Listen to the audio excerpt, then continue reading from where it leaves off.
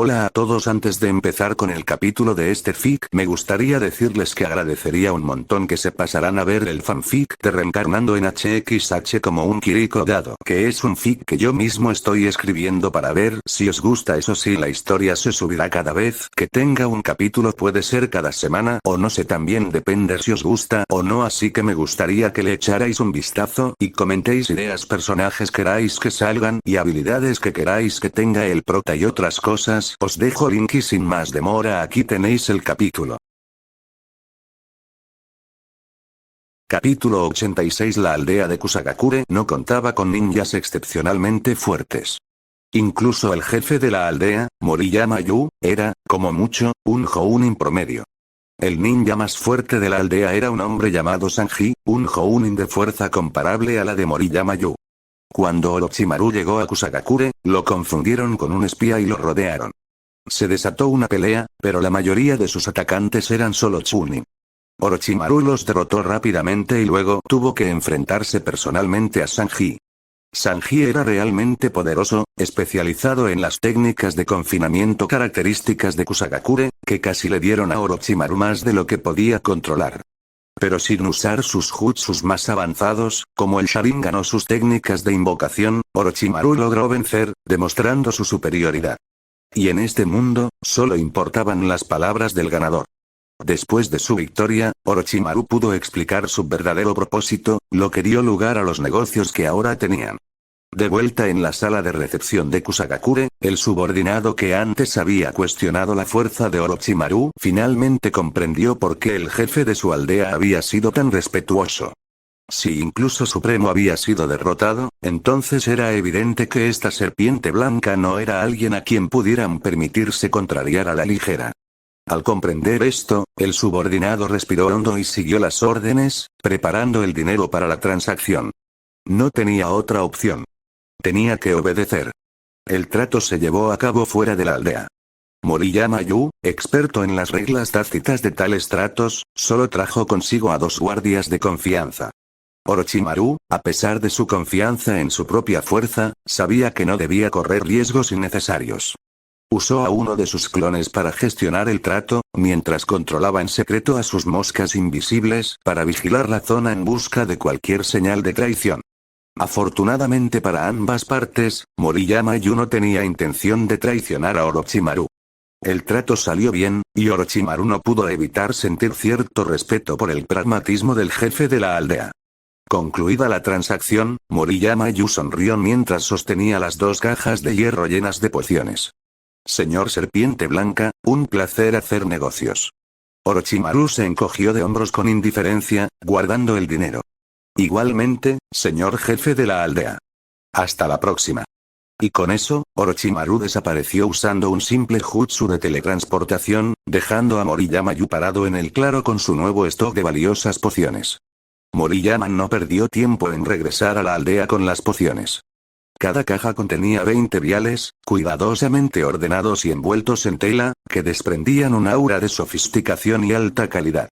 A pesar de su confianza inicial en Orochimaru, una parte de él siempre había temido que las pociones pudieran ser falsas.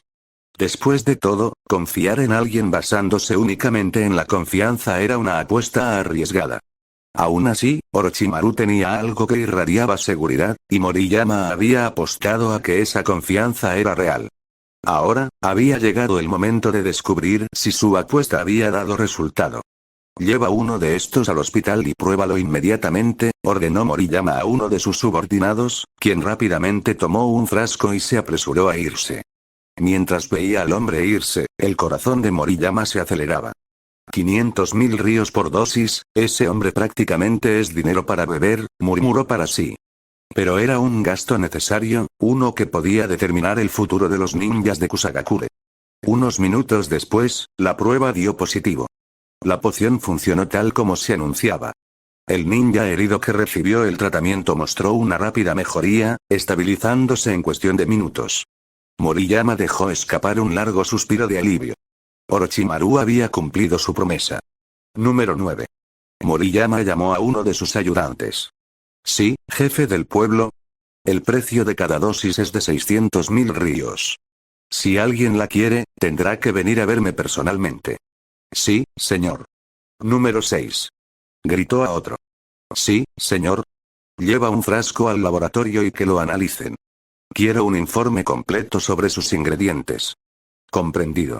Con esas órdenes, Moriyama se permitió otro momento de alivio.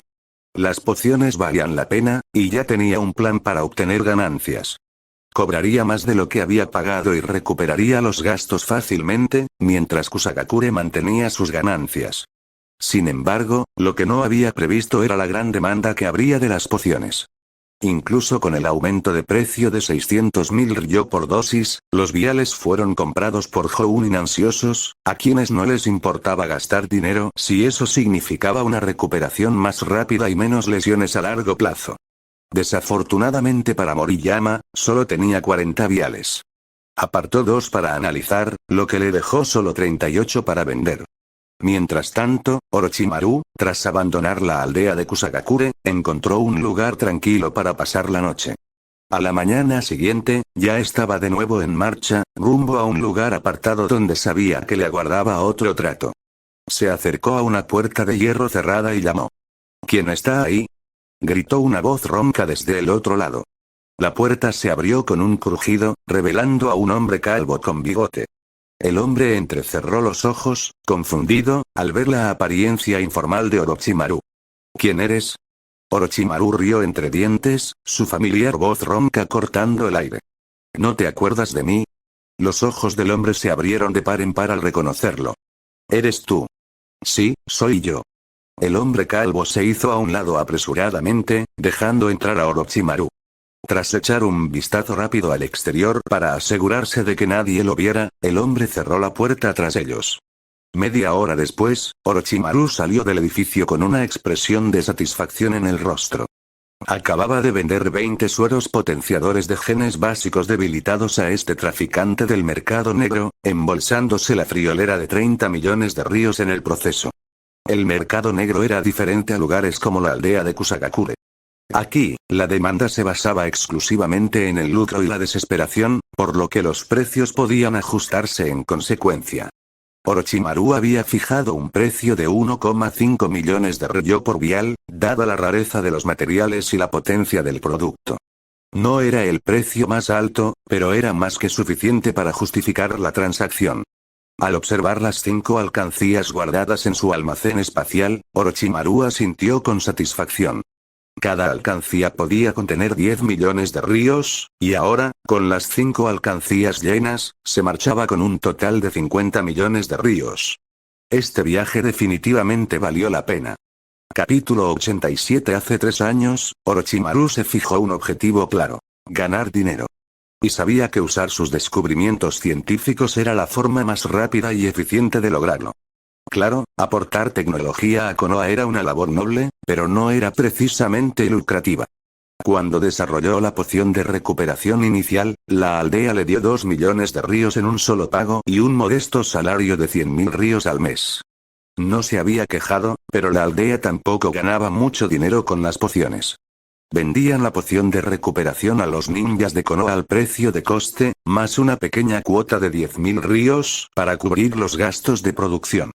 Y como los raros ingredientes medicinales eran escasos, la aldea solo podía producir unas 1.000 unidades al año. En resumen, no había suficientes ganancias para todos y Orochimaru tenía sus propias ambiciones que requerían financiación. Financiación que no podía obtener solo de Konoha. Inicialmente, pensó en colaborar con Danzo para conseguir más recursos, pero había ciertas tecnologías que no podía arriesgar que Danzo consiguiera. Necesitaba su propia fuente de financiación para construir la base experimental que imaginaba. Esto lo llevó a una conclusión simple. Tenía que empezar a ganar dinero por su cuenta. Vender estas pociones a otras naciones no era solo cuestión de ganancias. Podía multiplicar por 10 el precio y amasar una fortuna, todo sin que Konoha se enterara. La aldea tenía un suministro limitado de ingredientes raros, pero Orochimaru no estaba sujeto a esas restricciones. Gracias a su sistema, Orochimaru pudo comprar las materias primas para su solución de reparación genética a una fracción del precio. En el mercado del sistema, todos los ingredientes raros costaban solo 100 puntos de tecnología por unidad, y los dos ingredientes más esenciales le costaban solo 20 puntos cada uno. N/T. Obtiene los puntos al completar las investigaciones que le asigna el sistema. Por 40 dosis, el costo fue de tan solo 800 puntos tecnológicos, nada para Orochimaru, quien había acumulado una gran cantidad de puntos. 3 años atrás, aún tenía 23.000 puntos. Tras completar más investigación y desarrollo, esa cifra había aumentado a 48.200. En otras palabras, Orochimaru tenía tantos recursos que no sabía qué hacer con ellos. Y vender solo 40 dosis a Kusagakure no iba a ser motivo de alarma. Los ninjas de la aldea, heridos como estaban, probablemente no durarían lo suficiente como para que alguien notara las técnicas de curación de Konoha en el campo de batalla. 3 cajas metálicas se encontraban frente a Orochimaru, cada una con capacidad para 20 viales. 2 contenían pociones de recuperación y una contenía una versión diluida del fluido de mejora básico. Solo le tomó 2 días venderlo por completo. 50 millones de ríos, una cantidad nada desdeñable. Si se considera el gasto diario, incluso un estilo de vida modesto costaría entre 200 y 300 ríos al día. Eso equivale a entre 6.000 y 9.000 ríos al mes. A modo de comparación, un Jounin que arriesga su vida en una misión de rango S recibiría una recompensa de 2 millones de río, dividida entre todo su equipo. Entonces, 50 millones de ríos. Era una suma considerable. Sin embargo, el mundo ninja tenía un lado oscuro. El mercado negro. Durante los últimos 3 años, cada vez que Orochimaru viajaba, se esforzaba por aprender sobre los negocios clandestinos en cada zona, incluido el mercado negro. A diferencia de las aldeas shinobi oficiales, que sopesaban cuidadosamente las implicaciones políticas y diplomáticas de cada misión, el mercado negro no tenía tales reservas. Estaba impulsado exclusivamente por el lucro. En el mercado negro se podían encontrar todo tipo de encargos, desde tareas mundanas hasta tráfico de órganos. Este último incluía objetos como corazones, riñones e incluso el codiciado Sharingan. Los contratos de asesinato también eran comunes, con objetivos que abarcaban desde figuras políticas de alto rango hasta poderosos ninjas de las grandes naciones. Estas eran misiones peligrosas, que a menudo acarreaban graves consecuencias para el asesino, pero las recompensas eran inmensas. Por ejemplo, la recompensa por el tercer Tsuchikage, Noki, se fijó en 30 millones de ríos. La cabeza de Hiruzen Sarutobi valía 35 millones de ríos. Pero matar a cualquiera de ellos provocaría una intensa cacería humana desde sus respectivas aldeas, lo que la convertía en una aventura arriesgada. Orochimaru, por supuesto, no tenía ningún interés en arriesgar su vida de esa manera. En cambio, encontró en el mercado negro el lugar perfecto para vender sus pociones, en particular el fluido potenciador. Mientras que las aldeas ninja dudaban en comprar tales artículos al por mayor por temor a aumentar la fuerza de combate de sus enemigos, al mercado negro solo le importaban los resultados.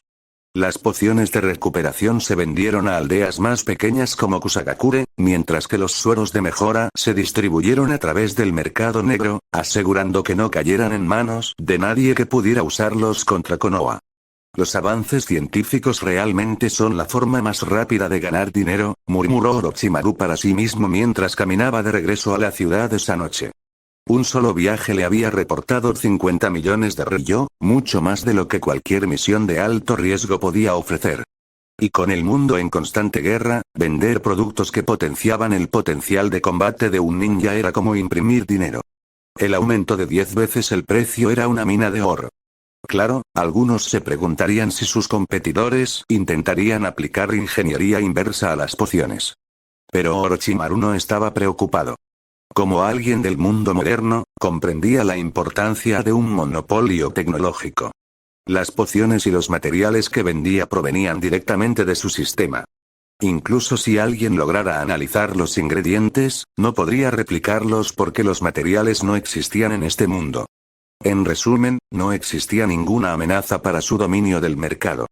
Con el tiempo, Orochimaru creía que todo el mundo ninja operaría bajo la sombra de su monopolio tecnológico. Mientras regresaba por el sendero boscoso de la montaña hacia la ciudad donde se alojaban Tsunade y Jiraiya, algo llamó la atención de Orochimaru. Espera, ¿qué es eso? A mitad de la montaña, divisó una figura a lo lejos, apenas visible entre la niebla. Vestía una armadura negra y llevaba un gran abanico redondo a la espalda. Los ojos de Orochimaru se abrieron de par en par, incrédulo. ¿Ese es Uchiha Madara? Parpadeó, intentando procesar lo que veía. No podía ser. Se suponía que Uchiha Madara llevaba mucho tiempo muerto, pero la figura a lo lejos encajaba a la perfección con su icónico aspecto. La armadura negra, el abanico, todo. Los agudos ojos dorados de Orochimaru, aunque no eran tan poderosos como el Sharingan, se habían afinado mucho con el paso de los años, y confiaba en lo que había visto. ¿Por qué Uchiha Madara estaría aquí? Mientras reflexionaba sobre ello, la figura desapareció en la niebla, desapareciendo tan rápido como había aparecido. Orochimaru entrecerró los ojos, recordando la historia de la tercera gran guerra ninja. Fue en el país de la hierba donde Konoha y Iwagakure se enfrentaron, y aquí también fue donde Uchiha Obito, el futuro enemigo del mundo, supuestamente fue salvado por nada menos que el mismísimo Madara. ¿Será que Madara se esconde en el país de la hierba? Susurró Orochimaru para sí mismo, ya asimilando las implicaciones. Sin perder más tiempo, sacó de su manga dos diminutas moscas mecánicas invisibles. Estos insectos eran uno de sus inventos más recientes, diseñados para la vigilancia encubierta. Los lanzó al aire, dirigiéndolos hacia el lugar donde había desaparecido la misteriosa figura. Capítulo 88. Otros en el mundo shinobi podrían creer que Uchiha Madara murió hace mucho tiempo, una reliquia del pasado. Pero como reencarnador, Orochimaru conocía la verdad. Madara había librado una batalla legendaria contra el primer Hokage en el Valle del Fin, pero escapó de la muerte gracias a la técnica prohibida del clan Uchiha, el Izanagi. Desde entonces, había estado acechando, oculto en las sombras, mientras urdía su gran plan para el Tsukuyomi infinito. Y aunque Madara, sin saberlo, era un peón en las maquinaciones de Zetsu Negro, era innegable que gran parte del caos en el mundo ninja se debía a él. Tras dudarlo un poco, Orochimaru tomó una decisión rápida. Tenía que seguir a Madara. Descubrir su paradero podría darle acceso a recursos invaluables. Su genética, los secretos del Edo Tensei, jutsu de reanimación, y quizás incluso los planes a largo plazo de Zetsu Negro. Si pudiera aprovechar ese conocimiento, le daría una poderosa ventaja en los años venideros. Con ese pensamiento en mente, Orochimaru reunió chakra a sus pies y se lanzó tras la misteriosa figura que había visto antes. Sabía, por su conocimiento del futuro, que Madara supuestamente moriría durante la tercera gran guerra ninja, pero eso aún estaba a décadas de distancia.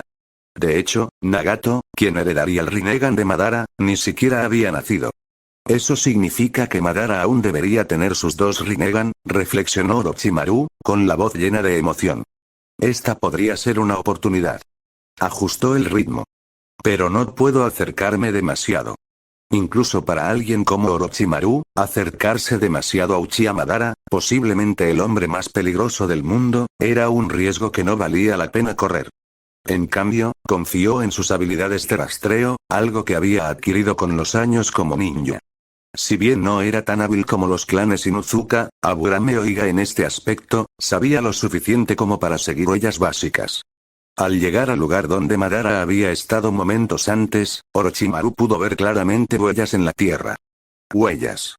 Madara probablemente no esperaba que alguien lo siguiera, lo que explicaba por qué eran tan fáciles de encontrar. Pero después de seguir el rastro un rato, las huellas se detuvieron repentinamente. TCH, murmuró Orochimaru para sí mismo. Parece que tendré que confiar en mis amiguitos. Sentándose tras una gran roca, Orochimaru liberó más moscas mecánicas. El sol se había puesto y la oscuridad caía rápidamente sobre el bosque, pero las moscas, impulsadas por la energía de la luz, aún tenían 1 o 2 horas de carga. A través de los ojos de sus moscas, Orochimaru escudriñó el entorno. Árboles, montañas, ríos. La densa vegetación dificultaba el rastreo, pero su paciencia dio sus frutos. Orochimaru entrecerró los ojos a través de la visión de una de sus moscas. Una sombra oscura se movió rápidamente por el paisaje, y entonces la mosca dejó de alimentarse de repente. ¿Algo se la comió? pensó Orochimaru, ligeramente perplejo. Era inusual que algo atacara a una mosca de una forma tan específica, pero era posible que un depredador nocturno la hubiera arrebatado en pleno vuelo. Quedan 5 moscas, se recordó. A medida que el cielo se oscurecía, la visibilidad de las moscas disminuía. Aún así, Orochimaru era implacable, escudriñando meticulosamente cada posible escondite de la zona. Finalmente, después de unos 10 minutos, avistó la figura que buscaba. Allí, en la ladera de una montaña remota, estaba Uchiha Madara, con su icónico abanico atado a la espalda. Incluso desde la distancia, su presencia era inconfundible. Las sospechas de Orochimaru eran correctas. Madara había fingido su muerte y sobrevivido. A pesar de ser mayor, al igual que Uzumaki Mito, Madara aún podía moverse. Su cuerpo estaba envejecido, pero la fuerza del legendario shinobi permanecía. Más importante aún, Orochimaru se dio cuenta de que Madara ya había despertado el Rinnegan, esos legendarios ojos morados con sus ondulaciones. En ese momento, Madara era prácticamente invencible.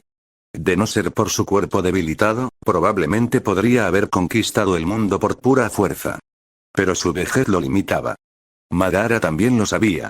Su gran plan requería paciencia y que alguien más continuara su voluntad hasta que llegara el momento oportuno. Por eso había elaborado su plan de resurrección. Entregaría su Rinnegan a alguien capaz, y cuando llegara el momento, esa persona usaría el poder del Rinnegan para devolverle la vida. Esta fue la estrategia definitiva de Madara, una que nadie podría prever. Orochimaru observó cómo Madara llegaba a la ladera de una montaña y alzaba 2 dedos, canalizando chakra. Las rocas de la montaña comenzaron a temblar y a moverse, revelando una enorme puerta oculta. Una puerta de piedra se alzó lentamente, permitiendo a Madara entrar en la cueva oculta. Claro, susurró Orochimaru. Una guarida secreta.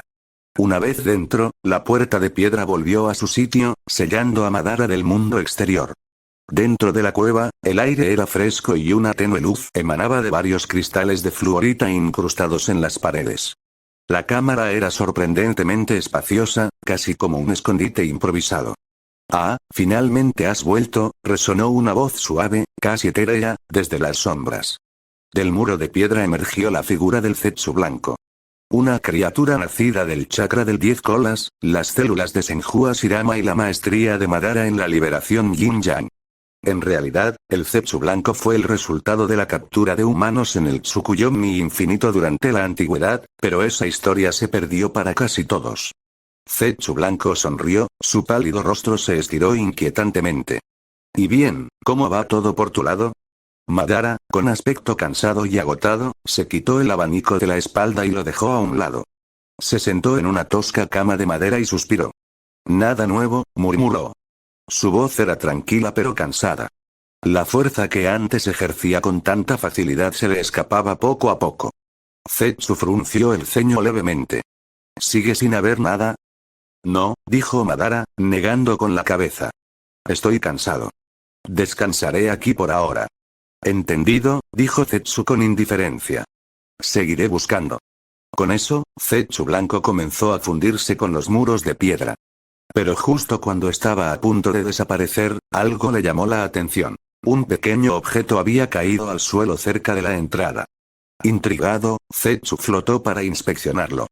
«¿Eh? ¿Una mosca?» Zetsu tomó el pequeño objeto y lo examinó detenidamente. «Espera, no. Esto no es solo una mosca. Hay algo raro en esto». Con curiosidad, Zetsu se acercó a Madara, sosteniendo el insecto mecánico. «Madara, mira esto». Madara, que estaba a punto de quedarse dormido, abrió los ojos y miró. «¿Qué pasa?» Zetsu le entregó la mosca.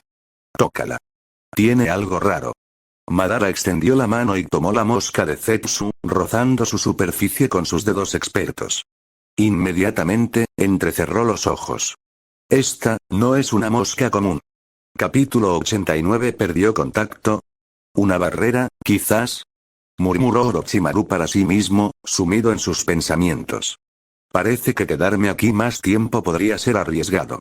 Si Zetsu se fija en mí, podría convertirse en un verdadero problema».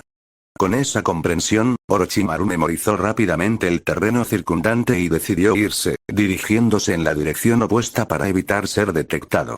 La mosca que había usado para rastrear a Madara era una construcción mecánica, no un ser vivo. Carecía de inteligencia artificial avanzada y capacidad de pensamiento. En cambio, operaba únicamente siguiendo las instrucciones directas de Orochimaru. Las órdenes eran simples. Permanecer invisible y seguir a Madara, manteniendo una distancia de 2 metros en todo momento. Sin embargo, la conexión se cortó tan abruptamente. Qué extraño, reflexionó Orochimaru. Es como si la señal simplemente se hubiera desvanecido, una barrera, probablemente. Ya había experimentado con las moscas antes, y normalmente, unas simples puertas de piedra no podían bloquear sus señales. El hecho de que perdiera contacto tan repentinamente solo podía significar una cosa: algún tipo de barrera avanzada dentro de la montaña. Y sabiendo que Madara estaba involucrado, tenía que ser algo lo suficientemente fuerte como para impedir cualquier vigilancia desde el exterior. Orochimaru no estaba dispuesto a investigar más. En ese momento, Madara era demasiado fuerte, y tentar a la suerte sería como caminar hacia una muerte segura. A pesar de lo poderoso que era Orochimaru, enfrentarse a Madara en su estado actual sería prácticamente un suicidio.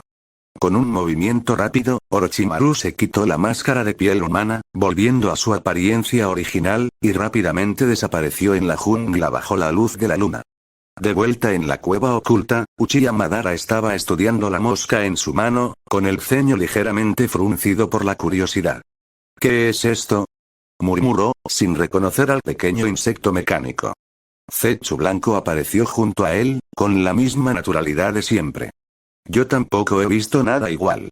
Es extraño. Los ojos lavanda del Rinnegan de Madara escrutaron el objeto.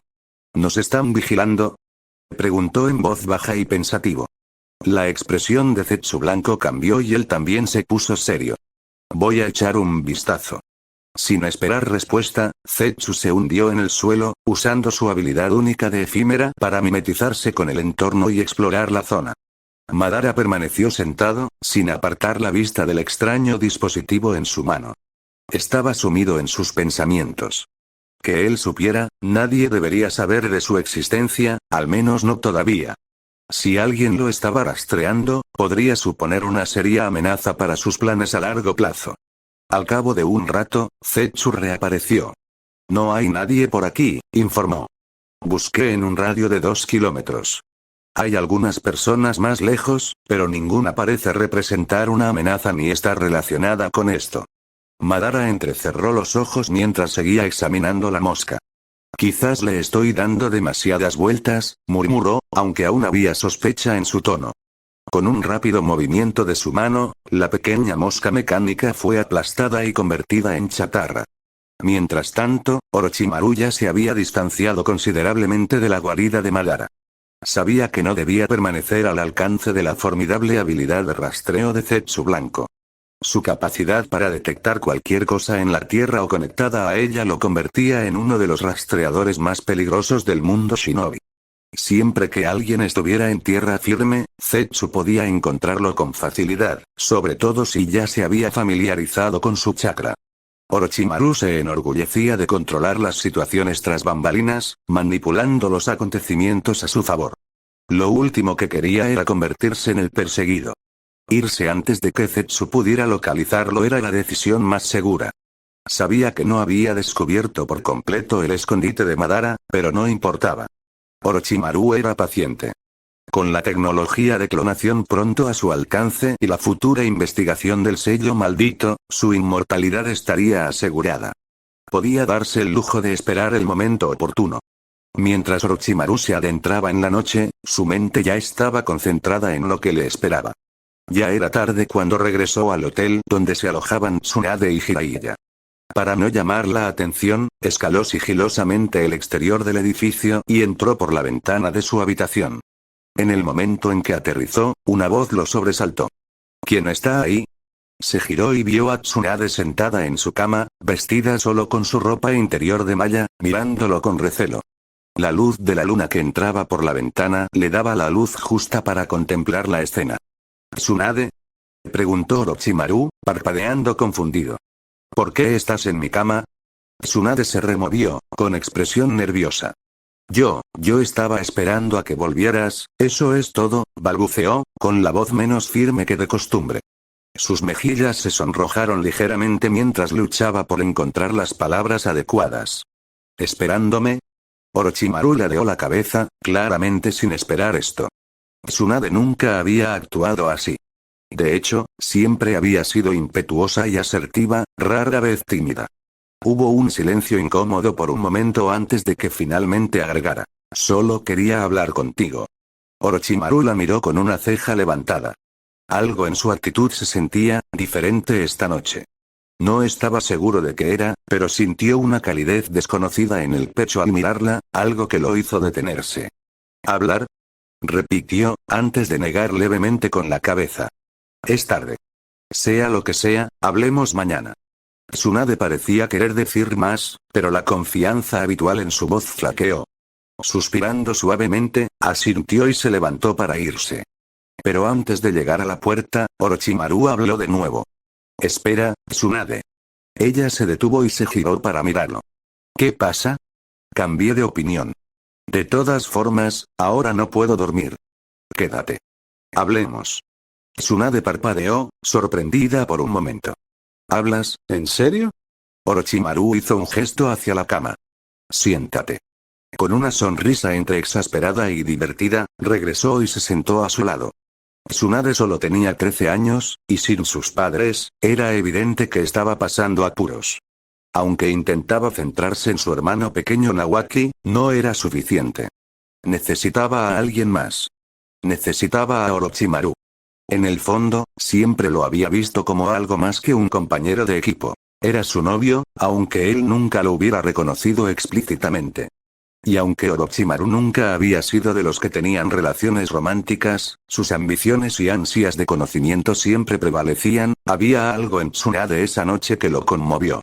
Había perdido tanto, y quizás, sin siquiera darse cuenta, él se había convertido en una parte importante de su vida.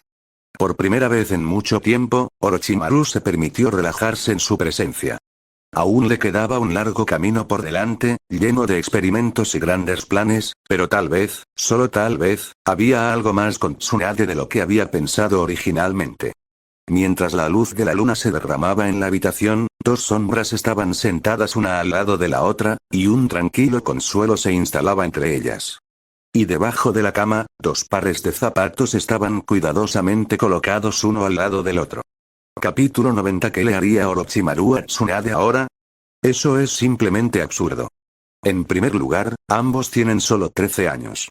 Y Tsunade, habiendo perdido a sus padres recientemente, no podría estar de humor para nada romántico.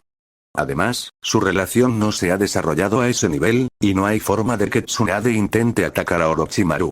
En cuanto a Orochimaru, si bien no tiene aversión hacia las mujeres, ciertamente no está pensando en una chica menor de edad y con el pecho plano.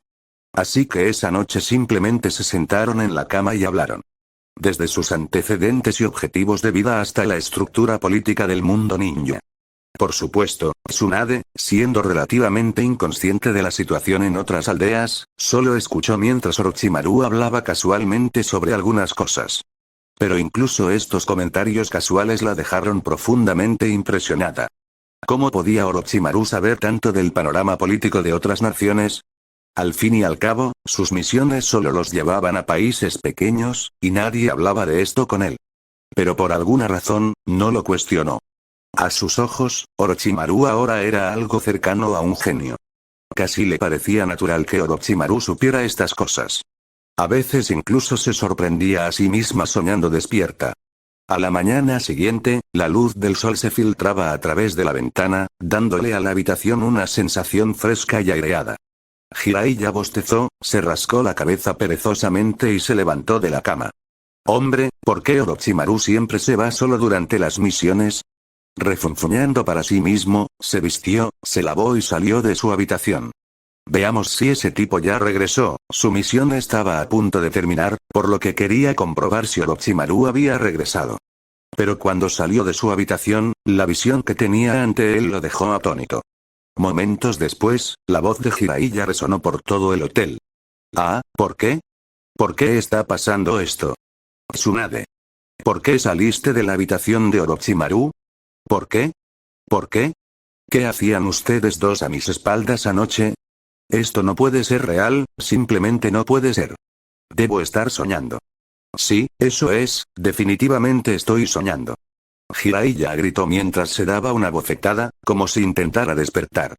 Porque lo que vio fue a Tsunade saliendo de la habitación de Orochimaru. No solo eso, sino que había pasado la noche en su habitación. Y para colmo, Orochimaru también salió justo detrás de ella, lo que solo aumentó la sorpresa. Solo tienen 13 años. ¿Cómo es posible que ya compartan habitación? Se acabó. Mi única oportunidad se fue. Tsunade. Al oír los gritos desenfrenados de Jiraiya, Tsunade comprendió al instante lo que el idiota imaginaba. Su rostro se retorció de ira y apretó los puños. Idiota. ¿Qué te pasa por esa estúpida cabeza? Estás muerto. Juan. Sin dudarlo, golpeó a Jiraiya directamente en la cara, enviándolo a volar antes de que tuviera la oportunidad de reaccionar. Mientras los gritos de Jiraiya resonaban en la distancia, Orochimaru comentó con calma. Tsunade, probablemente deberías evitar salir de mi habitación por la mañana. La gente podría tener una idea equivocada. ¿Eh? Tsunade parpadeó, recuperando la consciencia. Ah, sí, supongo que no pensé en eso. Orochimaru observó en silencio un momento de compasión por Jiraiya. A pesar de ese pequeño incidente, la misión se desarrolló sin problemas. Orochimaru completó su negocio, mientras que los otros dos recibieron una respuesta del daimyo. Con todo resuelto, empacaron sus cosas y comenzaron su viaje de regreso a Konoha. Jiraiya, aún con un gran chichón en la cabeza, caminaba en silencio y parecía abatido. Pero al menos sabía que no había pasado nada entre ellos la noche anterior. Solo habían hablado, lo que lo tranquilizó un poco. Aunque siempre había sabido que no tenía muchas posibilidades, una parte de él todavía se aferraba a alguna débil esperanza. En cuanto a Orochimaru, se encontró un poco sorprendido por algo que no esperaba encontrarse con Uchiha Madara en ese lugar. ¿Pudo haber sido aquí donde Madara salvó a Obito? Orochimaru no estaba seguro, pero no le importaba investigar más en este momento.